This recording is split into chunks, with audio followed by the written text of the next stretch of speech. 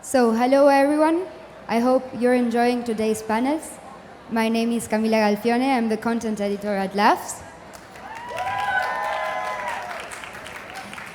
Technologies change, but the essence of human beings remains the same. The new digital era is not only about adopting the latest technologies at the speed of light, but about owning them and personalizing them to give them the human touch. Today, I'm honored to introduce Alejandra Caro, the marketing director at Harrods. A big clap. I am honored to introduce Juan Obando, the founder and creative director of Obando. Vladymyrska, the founder and CEO of ShopParty. Lupe Puerta, the founder of the FLOORR.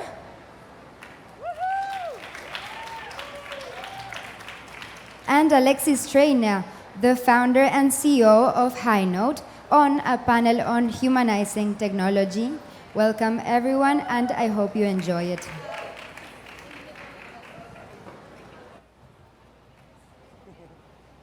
Hi everybody. Let's keep the energy up. I know everybody wants to go for a break, but we were so excited to be here with you today that we couldn't wait any longer. Humanizing technology. Technology has brought a level of convenience that it has never been experienced before by humankind. But the last 2 years really have made us rethink the way we live our lives and made us adaptable. And it also reminded us of the importance of human connection. In 2022, in March 2022, Harrods closed its doors for the first time over 170 years. For a store that is so synonymous with its store in Knightsbridge, that was an incredible challenge.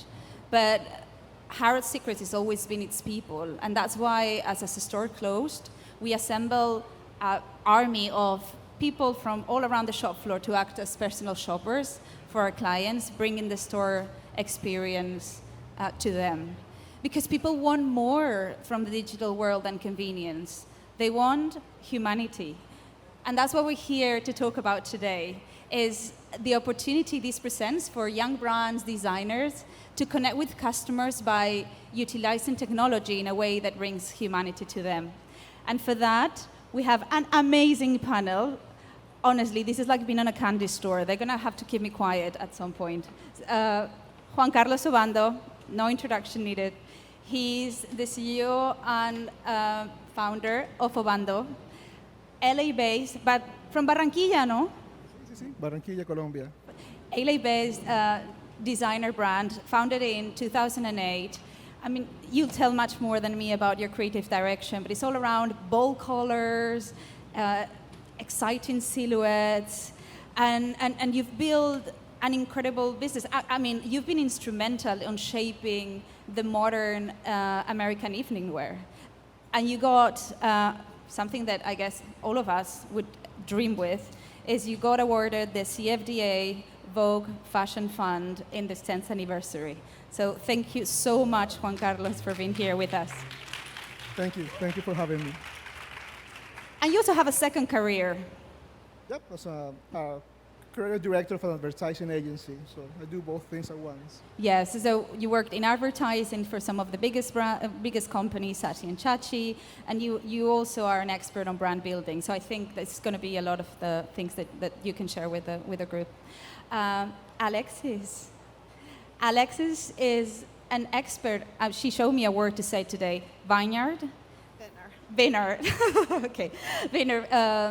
Wine experts, written books about winery in the Napa Valley, but also a great connector of brands and people.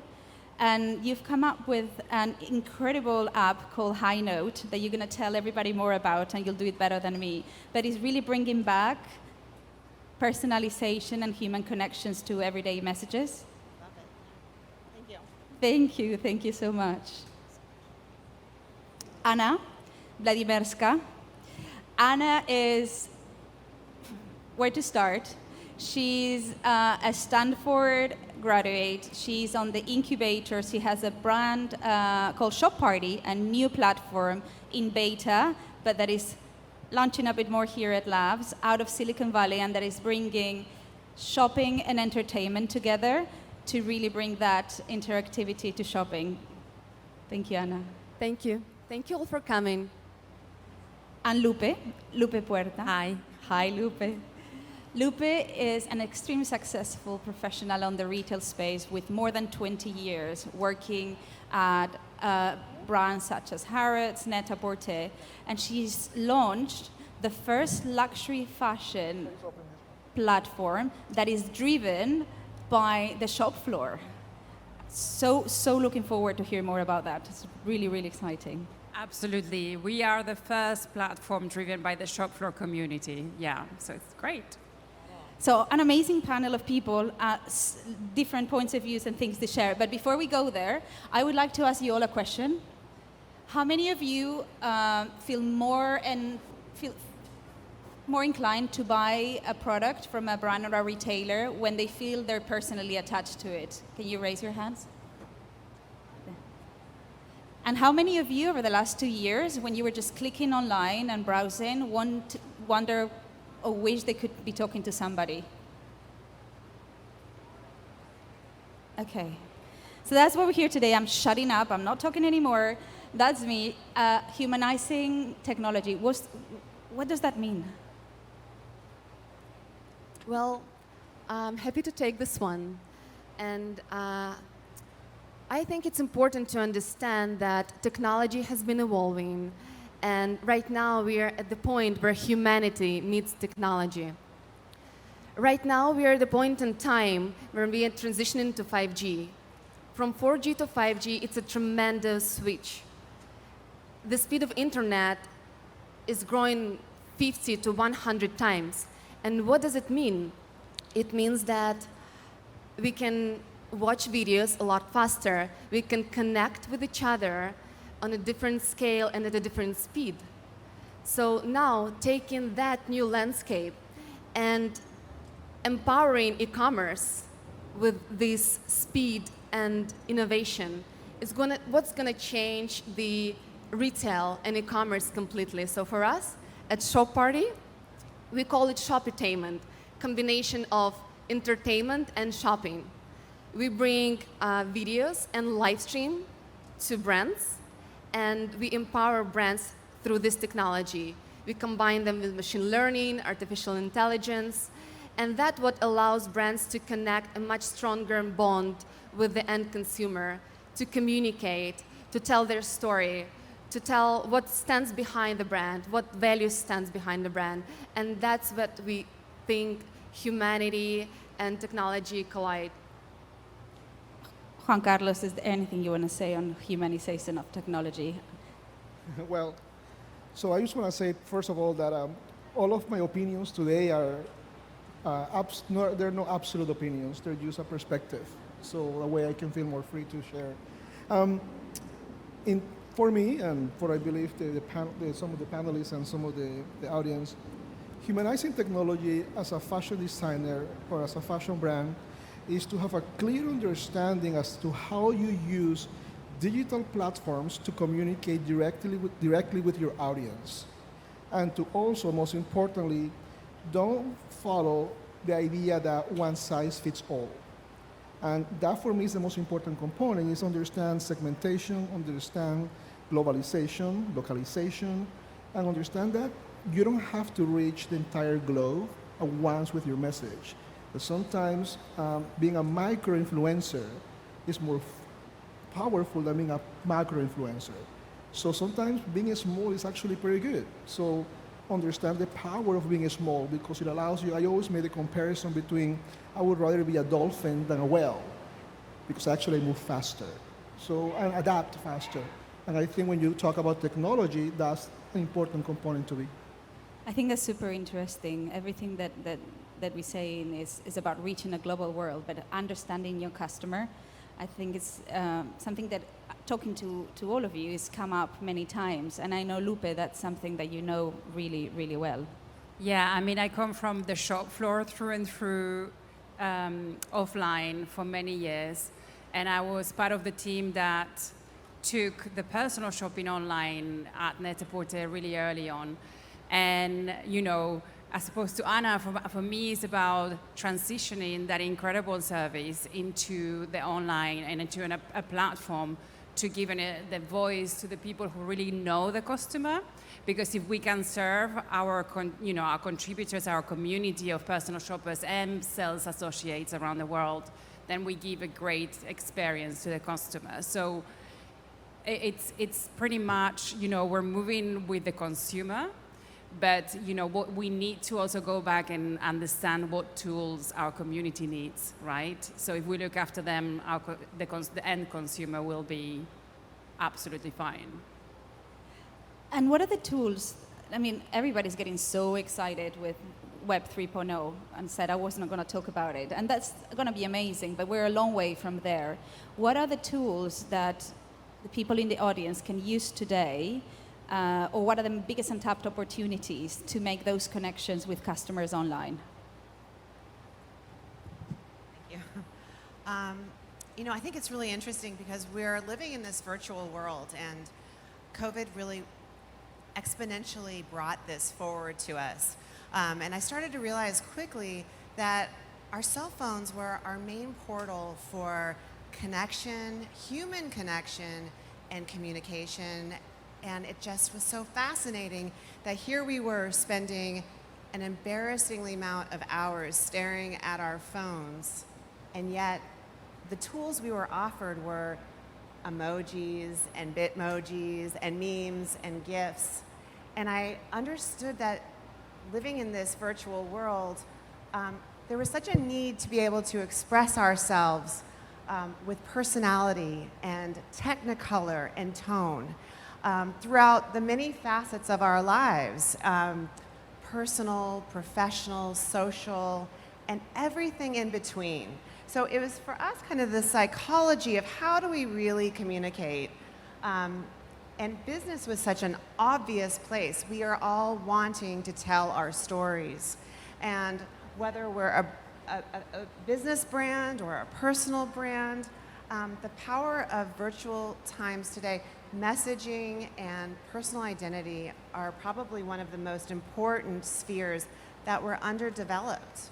So I feel like we started talking about humanization, and you know, we keep talking about COVID came and the world changed for the better and for the complicated, but I think there are going to be so many things that we're going to see that benefited that window of time because we were able to see we wanted more. And humanization really needed to come because this pendulum had swung so far in the digital space that I feel like for all of us talking, our customers, our friends, our families, our coworkers want more. And to be able to express themselves the way that we're used to in the world where there's so much personalization and so much customization and personal touch. So for you all, personal touch is what you're bringing back into the world, what I want to bring back into the world. And I think that that's the beauty of what you're saying. To just talk about something that I found really interesting is the importance of your digital personal identity. I think that, you know, one of the things that we looked at with HiNote was, you know, when you're communicating in that intimate medium that we all learned was really text messaging, you know, we were kind of operating with blue and gray bubbles, and that just didn't match how we all look in the world or in this audience. Nothing about that personal experience translated. So, you know, my language, my color choices, my identity, the way that I convey messaging, lost because there was no tone, there was no identification. So I felt like that was such a space that was so obvious that needed representation, business, people, everything in between. Juan Carlos, you know what I'm going to ask you. You made the very bold decision of closing your website and start driving sales in a very interesting way. I think it would be amazing if you can share with everybody what you're doing. Well, we, I, bel I believe brands are universes. They're no companies. And I suddenly started to understand a few things about what my business was doing and understanding the customer. And we were doing, at some point, we were doing 30, 40 trunk shows per year in so many different stores. And we understood a lot of things about it. But one part that we felt was missing was that even though we were talking directly with the customer, we were not owning the narrative because of the field that we were playing. As a consequence of that, to summarize and for the time, we started playing with WhatsApp, and it was just a simple exercise. We decided some clients communicate to us via WhatsApp. What happens if we start communicating back to them and creating certain WhatsApp groups and take them as a lab? And one group for brides, one group for mother of the brides, one group for the younger audience, one group for the a bit older audience, for the sexy ones, for the conservative ones. So we kind of started playing with this idea of creating all of these different tribes. And we learned so much about them, and we decided that one important component for me was inventory. We felt that inventory was something that was killing us as a company. We were very small. We were working with big retailers. We were dealing with RTVs, you know.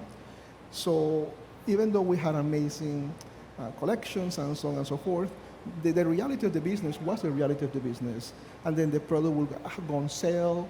So we felt like, how can we enter that conversation and own it?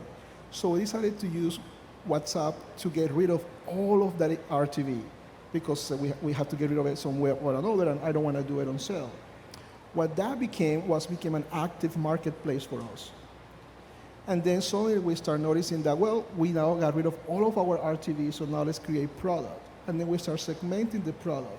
And then on top of that, we realized instead of having to create large collections, let's focus on creating very specific items that we can expose and use them as a conversation starter in each one of these groups. Then suddenly, well, if we're doing that, then we no longer have to do collections that we're gonna show on Vogue Runway. So we had a bit of a conversation about egos, you know, how important is that level of acknowledgement for me as a designer, as a creative. Is that important? Is that not important, or is that relevant or irrelevant? And I decided that at that point, I didn't want to ride a wave, which we were discussing this. I didn't want to ride a wave. I would rather paddleboard. And I felt that that was going to give me longevity. So we put all of our efforts into these WhatsApp groups. And this is a year and a half or so before the pandemic.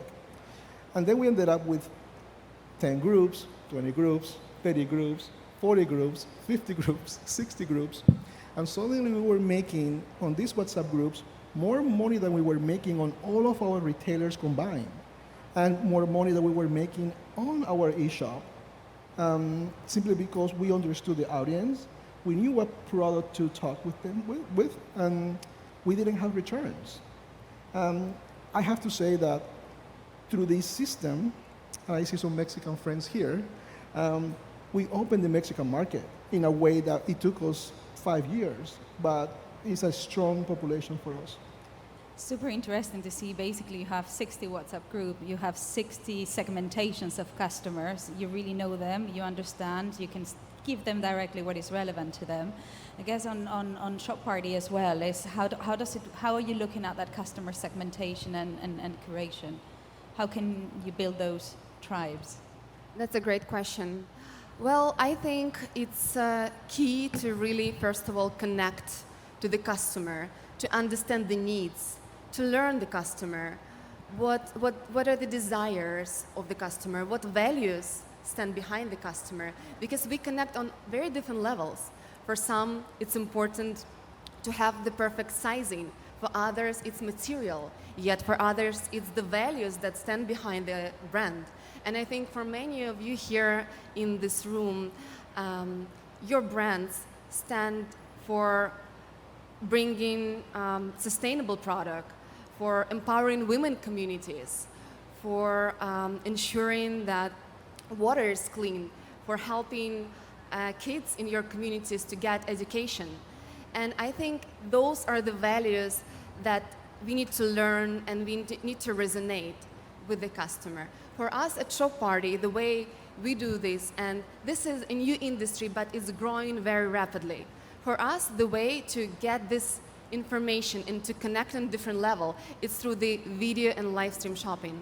In fact, it's interesting that in 2021, the size of the industry in the US was estimated at $11 billion, and it's going to grow to $60 billion in 2024.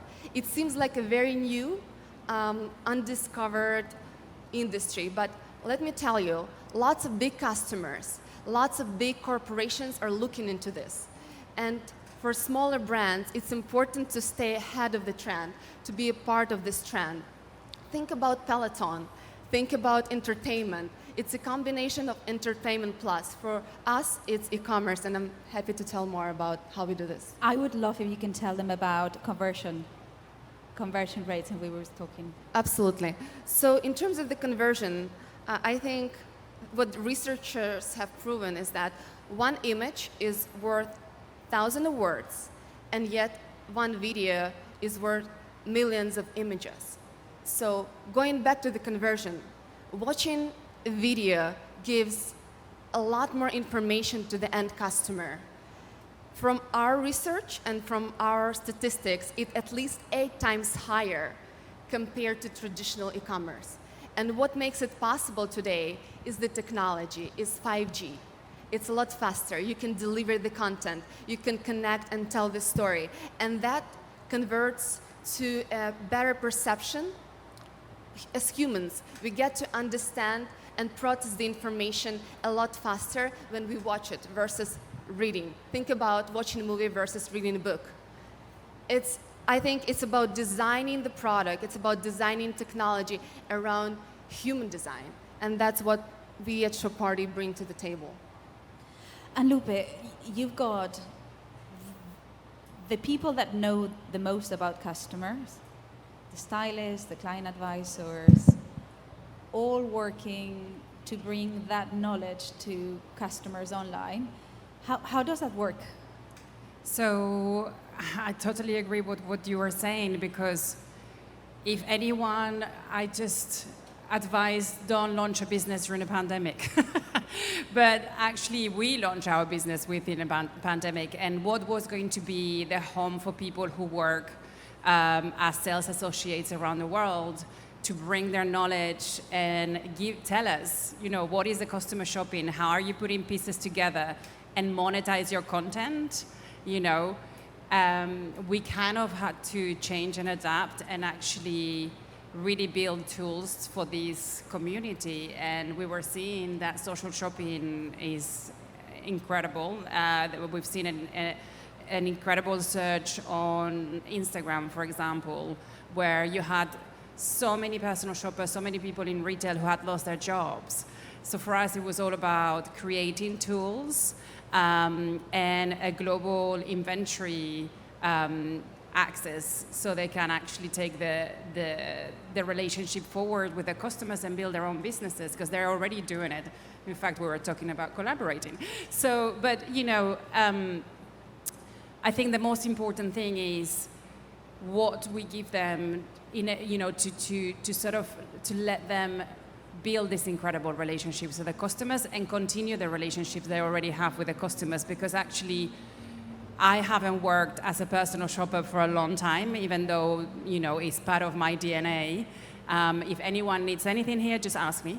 But the thing is, it's all about the relationship. I still have incredible relationship with my customers, and they'll forever be my customers from years and years, right? So that's what we're allowing people to do, to continue doing that, and they can do it on their own if they want to, because we've built the tools for them.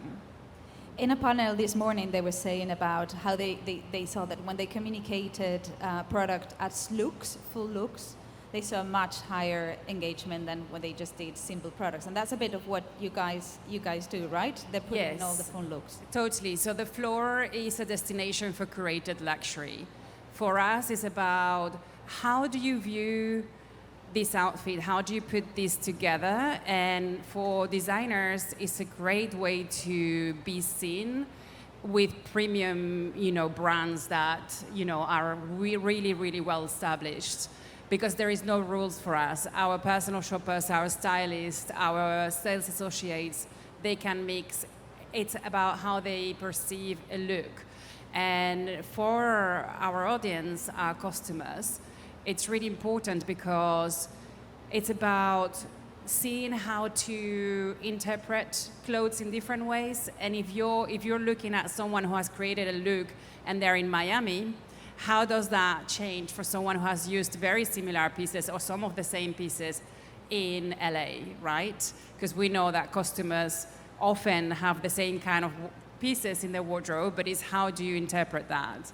So for our customers, it's about discovery, curation, the amount of inventory, overwhelming product inventory out there. I mean, for us, it's about how humans are actually creating that. And Alexis, we were talking about everybody stopped writing handwritten cards and sending handwritten notes, and everything went digital, SMS, not personal. How can the audience utilize something like HiNote to build those connections with customers?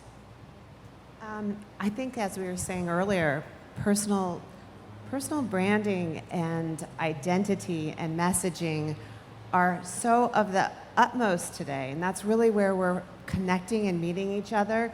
So being able to really send communication that is branded with polish and purpose. So for HiNote, we have an entire collection of what we used to call personal stationery, with loaded with different options for you to be able to communicate. So almost like being able to send follow-ups that look professional, look stylish, look chic.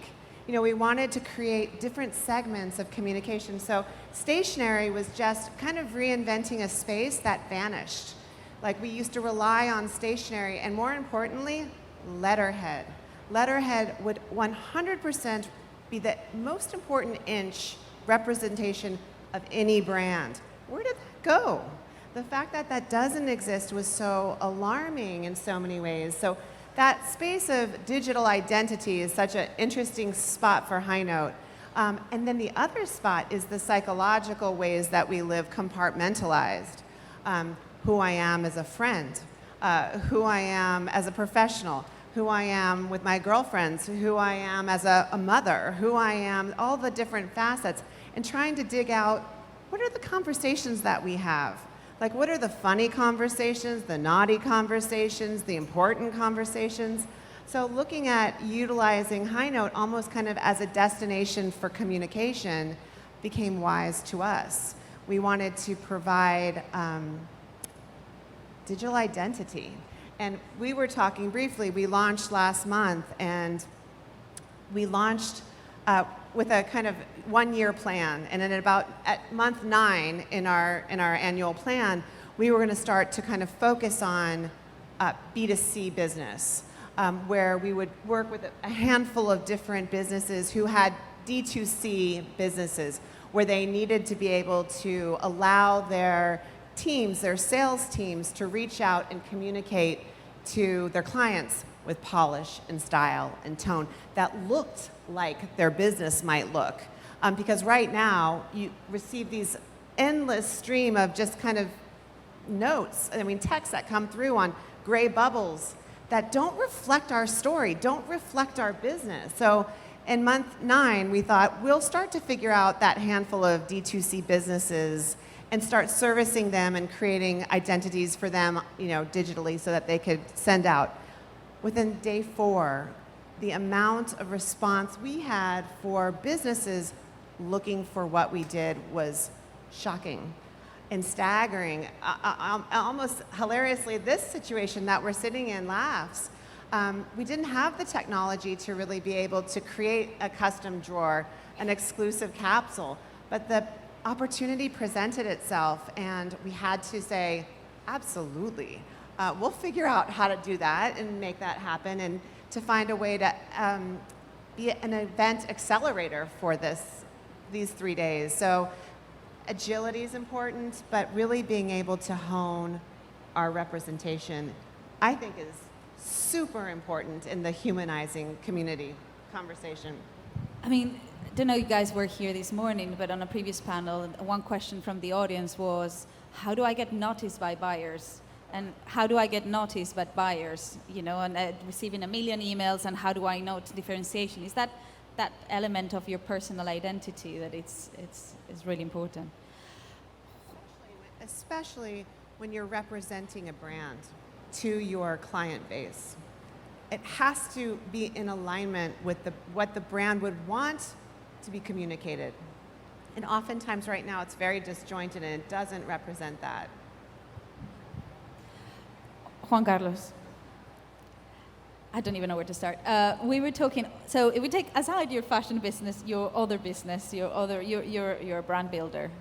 And we were talking similar to what we've been talking to Alexis about how to present your brand in the digital way.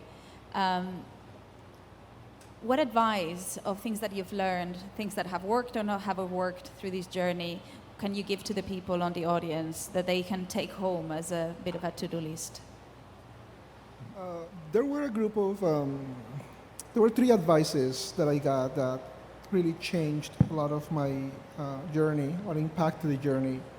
One came from Anna Winter, when there's a moment when a lot of at the peak of the collection, we were from a lot of retailers, we were told you need to expand, you need to do knitwear, you need to do outerwear, you need to do shoes, you need to present a full vision of a full rack of your vision. And I came up to her and I said, I'm having this issue because we cannot produce so many categories with the capital that we have. Or do we have to now get new investors in order to grow that capacity? She just simply said, it's very simple. You cannot be all things to all people. So you are really good about making these great, flowy, colorful silk dresses. Just become the greatest at it and just do it really well. I'm not saying that you need to put yourself or your business in a sandbox, but if you're going to be in a sandbox, own it and own it powerfully. So we did that. So we said, well, we're not going to do knitwear, and we never have done knitwear, and we probably never will, simply because that's not our field. The next advice that we got came from Tommy Hilfiger, when suddenly we got a lot of pressure about distribution. We need to have stockists in New York, in London, in England, all over the world. And I came up to him and I said, what do? I, again, don't have the capital to ship to all of these different places and have all the different risks of the terms of payment. It's just very hard because I don't want to we don't have the capacity to finance net 30, net 60, and then present a new collection months later. So he simply said, well, you're based out of Los Angeles, right? So he goes, yeah, so can you open your cell phone and show me the map of Los Angeles? And then so, okay, here's the map, here's the phone, and here's the map. Okay, show me in Los Angeles in how many stores you're at. And I showed him like 2. I said, well, how many people, what's the population of Los Angeles? So then suddenly I saw Los Angeles in an entirely different way because, well, that's true. I should be on Beverly Hills, in Brentwood, in the Valley, in Glendale, so in downtown. So suddenly I saw Los Angeles differently. And he goes, yeah, because that's business that you can maintain and you can actually support. Then take care of that and then move open. Then what's next? San Francisco, Orange County, San Diego, Las Vegas, Arizona. And so you think of the old way how tire business used to be. So you start from a center and then you expand. That's business that you can handle versus trying to think, I need to be right now in London. That would be amazing, but have a great business that you can support. So we did that. And then we suddenly start opening all of these stores. We built a lot of clientele that are the clients that we have today. And that's something that worked well for us. Another advice that I have is, I know it's a buzzword, but really try to inform yourself on how your business can participate in the metaverse. There's a lot of confusion about it, so learn. Yeah, clarify what you mean by the metaverse. So learn. Take your time to understand it a bit more. It's a buzzword. The metaverse is more than the word metaverse. Try to learn about Discord. Discord is an amazing platform. Your business, you should learn a lot about that. Super important. Rethink your opinions about Twitter. Twitter is a very powerful tool. Big conversation we had over my opinions of Instagram versus Twitter, but you know where I stand. Twitter is a super powerful tool. It's an all one coming to become a new one. Great platform to share ideas and to have a digital footprint. Double down on Instagram in the way you expose product. So what happens on Instagram is it is built on the pretense that you're going to have a great dialogue with your community. But in reality, it's a monologue. You post something and then you're expecting a reaction. And then you build somewhat of a conversation based on comments, so you try to monetize them, which is great. Very important. All of your decisions have to be based on the price point of your product. For us, we had a very clear understanding that we're selling $1,500 dresses and up. So we need to do a bit of more work. What you were saying, we need to really cater to them and explain to them how this works. In some of these WhatsApp groups, we have and some of the moderators have conversations about undergarments. What undergarments go with the clothes, and so on and so forth. So what happens with Instagram, and what I mean by double down on Instagram is, I'm a big believer of mono products. We learned that into all of these WhatsApp groups, the patterns of the products that people were buying, and we noticed is the same 5 products over and over in multiple colors. And we were like, well, what happens if we start promoting them one by one and allow them to have the lifespan of your idea? Because for you to come up with a print, with a dress, it takes a lot of time. And I know you get bored with your own ideas because we want to move on to the next thing, but allow your design to have the merit to be exposed properly.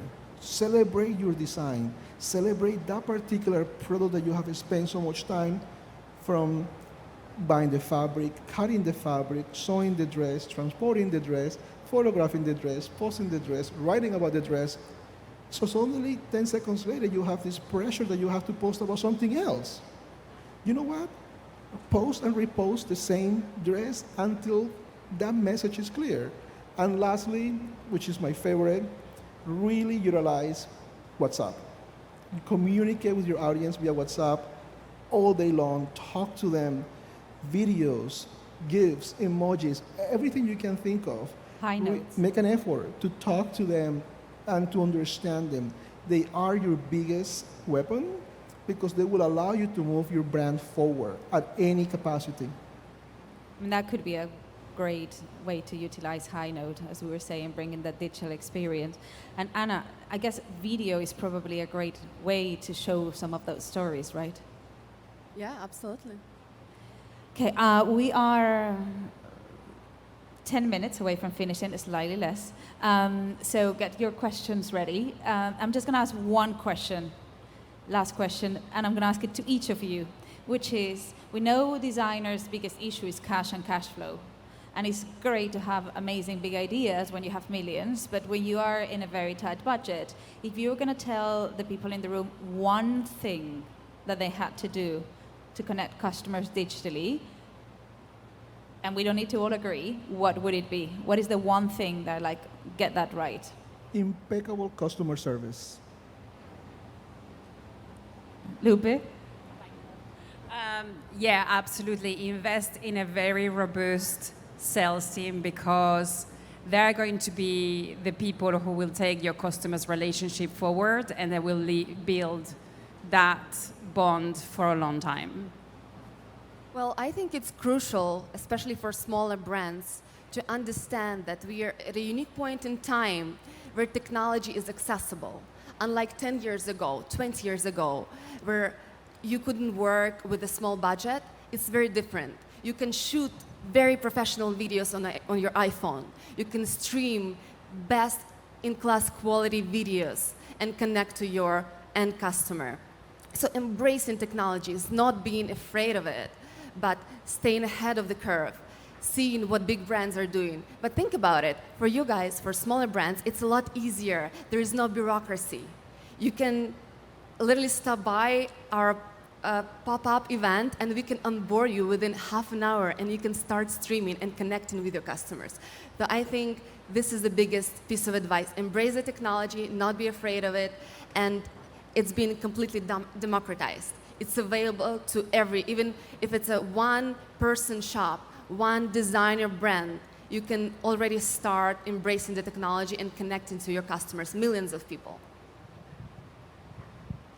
I think really understanding who is your audience, like really being able to dig in and understand what is their lifestyle, what is the psychology behind their decision making from morning to noon to night and all the moments in between. So that to me resonates in any industry really.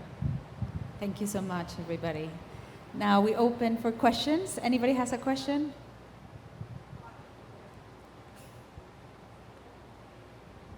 I don't have a question, I actually just have a comment. It's incredible how you guys, I mean, I love what we named this panel because I think it's so important. Technology is extremely important, but we obviously need to humanize it. And I also wanted to make sure you guys check all of their websites and please download all of you right now. You have to download right now HiNote. We did an amazing collaboration where basically you could create note cards. So right now, all of you, download the app right now as we speak. And then you're gonna go into a place where it says LAFS. And it's just incredibly revolutionary. Like you put your little picture, or you put a picture of them right now, you put it into your little note card, it tells you like, send it to WhatsApp, or send it by email, or send it by Instagram, by story, by post. And they never do collaboration, so I'm super honored. So please, guys, download the app right now. Thank Of you. course, #HiNoteXLAFS. Stephanie, am I right to say that we might have a giveaway to do? One ticket for next year's conference. So, I love this. So, use HiNote, pick a quote for every panel that is coming up that you feel inspired by, add it to Instagram, hashtag it, and then at the end, the most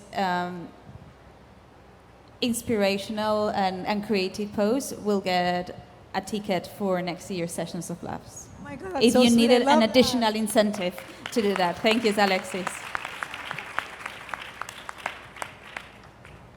Any questions? I guess everybody wants to go for lunch. I have a question here. Hello. First of all, I want to say hello to Juan Carlos. I don't know if you remember me. Yes. Juan Carlos, first, he was my mentor when I was in SCAD and I was a senior. And honestly, I think he was one of the persons who shaped me most as a designer during my career. He did that with other students as well. But definitely a lot of my DNA as a designer came from you. So I want to publicly say I'm always grateful of you. And every time I know that you are somewhere, I try to see if I could be here. So I'm happy I was here to hear you. And my question has to do a lot with new designers or even people that are starting again, trying to reinvent themselves. Technology, there's a lot of ways to invest in technology when you're starting. Either, for example, now Claw 3D, which is a big thing on design, like taking all your designs digitals, or even, trying to step more into how you sell your product in 3D and 3-dimensional. Where should young designers with a really small budget should invest on technology for their design projects / careers? Great question, and thank you. We had a good time there. The name of the panel is an amazing name, which is Humanizing Technology. And I think by simply saying that, it tells you that as a young designer, you don't have the resources to pay somebody to maybe handle your social media or to tell you how to behave in social media, or subscribe to a CRM product, or so on and so forth. I think, as you were saying earlier here, the phone is your most powerful tool. You are already using your phone every single day. You know how to communicate with your friends. The phone has been, the UX and the UI of the phone has been designed based on your behavior. And that's a very important component. As much as we see new websites and so on and so forth, a lot of these things have been recooked and recooked over again because they follow your traits. Again, not a conversation for today, but learn a lot about Web 3.0. It will tell you a lot about this. And in the sense of, if you are really good at Instagram, use Instagram. For example, I was really bad at it. I mean, really bad. I felt like, what photo? I overthink the photo. Then I would never post a photo because I would spend 5 hours thinking of which photo to post. And I just didn't like the way, whatever it was. But I realized that we were really good in WhatsApp. I would just chat it forever, and I have no problem I would have a hard time sending a photo of myself on, posting a photo of myself doing something on Instagram was like a no-no. But yet somehow in my head, I was very happy to send you a video of me telling you what to do on WhatsApp. It's like, explain that dynamic. It's just how I felt comfortable and how I was able to better express my ideas. I also felt that, so then people complain, well, your Instagram is empty.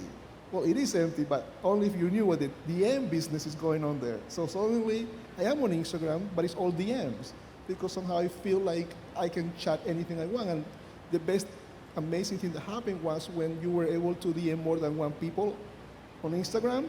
That day I did a party because suddenly I had a bunch of people in there. So technology, don't be overwhelmed by all of these different platforms that are happening. Understand which platform can be useful to you, and understand what platform is in a most intuitive way for you to actually activate yourself, because that platform will allow you to enter a new platform, right? And that will become easier because there's no point on you entering a new platform if you don't know how to use it, or if you're going to have to hire a team to do it. Then you understand what will work best for you. That for me is and Instagram is easy. And also, never underestimate the power of a text message. And also, for example, there's one WhatsApp group that I noticed that we have that nobody writes. Everybody's with these 45 minutes voice notes practically. And because they love voice notes. So in that WhatsApp group, we talk. So it's all voice note, voice note, voice notes. And we talked about the idea of doing a podcast. And so we never thought about it. So do a podcast to talk about that. And then what we understood is, with my brand, people love the process more so than the output. They love that idea. And especially because in my brand, we don't evolve fast when it comes down to styles. We are very particular with how much styles we move because I don't believe in waste and I don't want inventory. So that was a very important component for us. So we ran out of time, so we're not going to be able to take any more questions, but I'm guessing we're all around if anybody has any. And I'm leaving with 3 things. There's a lot of technology out there that you can leverage and already utilize to connect with customers. The importance of customer service and be customer-centric and really understanding what matters to your customers so you can connect, and how important or how powerful is building that level of personal connection to drive sales beyond the convenience. Would that be a fair summary? Yeah. One important thing that I forgot. Use your friends. Your friends are your fans. Don't feel that you need to hire a bunch of people to you have no idea how many of my friends are moderating these groups, because they're the best talkers, and the clients have become the best ambassadors.